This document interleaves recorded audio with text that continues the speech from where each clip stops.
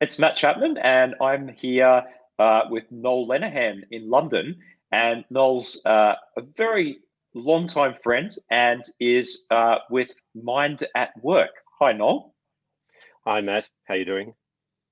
Yeah, it's great to be chatting with you. And for those who are listening, Noel has had a fascinating HR career, very global career. Noel, take us through your corporate background prior to going into consulting. Well, thanks, Matt. It's good to join you. I'm Australian and started my career about 30 years ago, actually, in the oil industry in Australia, in business roles initially, actually business development roles for about 8 to 10 years. I did a transition across into HR then at about the 10-year point. Still in Australia, working in oil and gas, but more on the downstream retailing consumer goods side, actually. Moved across to Singapore and lived there for 5 years, working initially in renewables as a regional HR head, and then in the transport and shipping sector, again, regional Asia Pacific HR head. The company I was working for then was headquartered in Denmark, and I got the opportunity to move across to the headquarters in Copenhagen for a couple of years. In fact, we ended up being there 4 years. And I was a global HR operations head for a couple of years, and then also took on the organizational development, the OD and leadership and talent portfolios whilst I was in that job as well. And that company was a subsidiary of a global company, and in 2018, that subsidiary was sold to one of the oil majors, Total of France. I led the HR. I was a co-leader of the HR integration workstream for that M&A. We were being sold, so it was an interesting experience into the big global giant that Total was. And so then I moved to Paris for a couple of years to the Total headquarters, where I was head of HR for the exploration business and also for talent development for the geoscience population. And then in January this year, I left corporate and joined a London-based boutique consultancy called The Mind at Work. So moved across to London from Paris and have been here since then. Got to get into London about 6 or 8 weeks before lockdown started, so the timing was fortuitous for us at least. Just in the nick of time. Well, beautiful HR background, which really sets you up well for the role you're in now. And tell us a little bit more about the Mind at Work. Yeah, I mean, the Mind at Work is a small consultancy. We have about 20 people. And the key focus of the work is around organizational performance through transformation. And we focus on transformation primarily starting with the individual. And it's really an inside out. So we work with individuals and groups of individuals from the executive team right through the organization on a examination of their own state, how they respond and react to the situations they're in, and what motivates that. A lot of the philosophy is anchored in work such as Viktor Frankl and Daniel Kahneman, and then we work with how to empower employees and leaders to notice their state, work with one another to support each other, to actually shift state from maybe being more reactive or more instinctive to something that's more expansive, more purposeful, and maybe more creative. And then we build our programs, not just, as I said, for the individual leaders or employees, but also how to inculcate that into organizations as part of their overall purpose, their strategy, their behaviors, their leadership frameworks, for example. So let's talk about this study that you're involved in at the moment, which very interestingly is on the HR profession.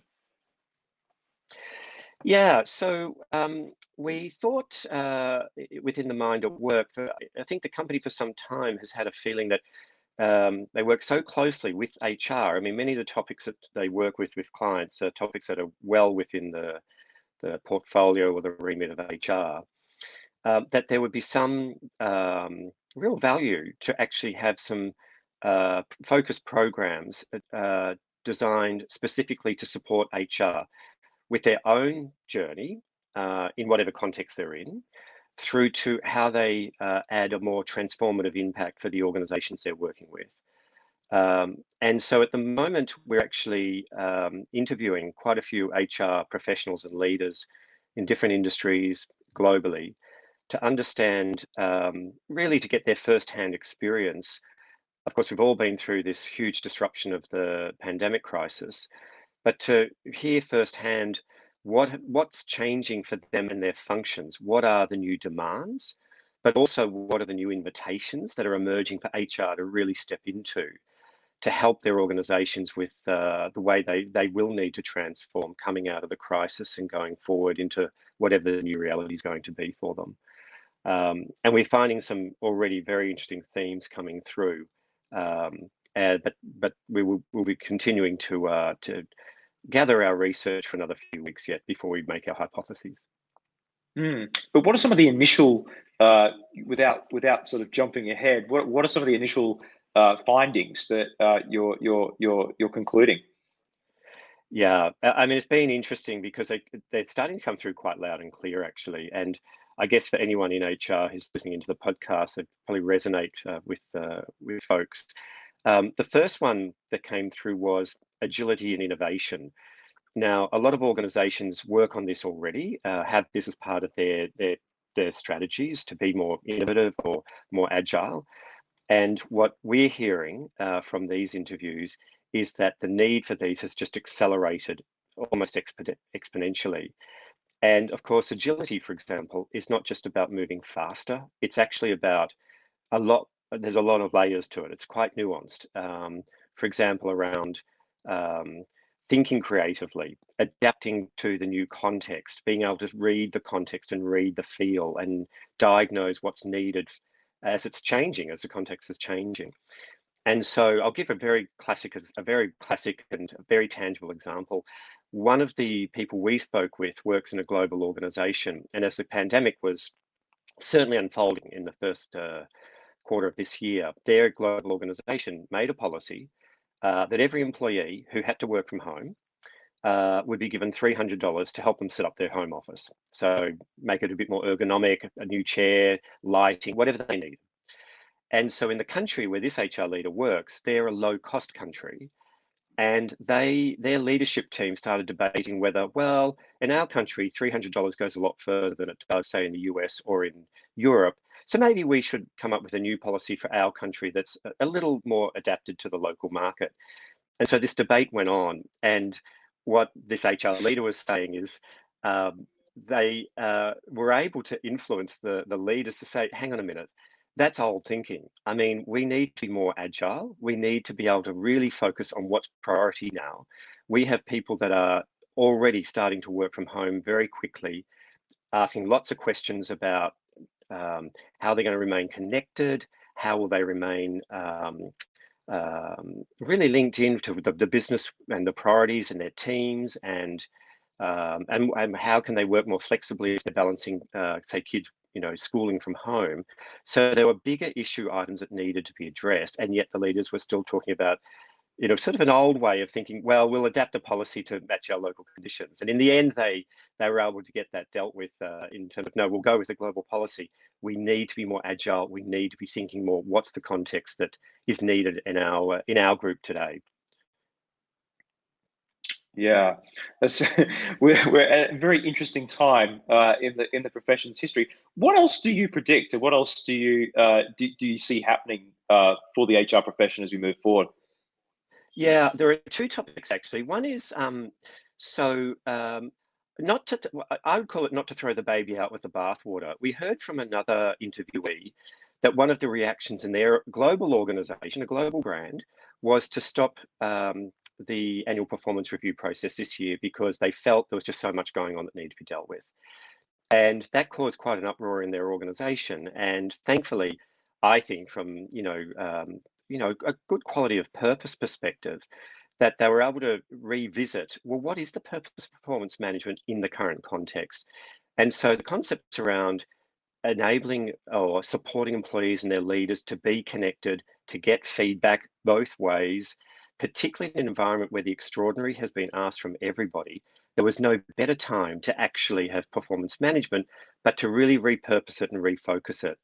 And so I think the initial reaction is to let's just stop everything if it's not if we can't see an immediate need for it up against the crisis management that's been going on, to actually just pause and just rethink about what are the purposes that some of our core HR products and activities can support, and then to be bold to actually reframe them, because there's a real opportunity there, I think. The other one that was coming through, I think, is a couple of the people that we spoke to talked about, again, in the really fast moving environment and quick decisions being made and not answers immediately or ever for all the questions that were coming up, was around helping employees to reorientate themselves into this, we sometimes call it the new normal, and to help them to get the context and to be more comfortable of operating where they're not going to have all the answers.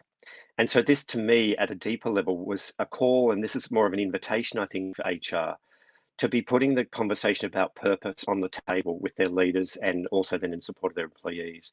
So if we have a lot of employees over the coming months and maybe for quite a bit longer, working from home, being disconnected, that's presented a lot of opportunities, actually, that some are really enjoying, but others are feeling quite disconnected by it. So how to help the employees with where these gaps are existing for them around context or connection to actually find, purpose in the context that they're working in. And that might be, okay, what are the business priorities now? How are they changing? How do I find my part in that? And how do we stay connected, as a team? How are we going to operate in an environment where some people are going to the office, some are not?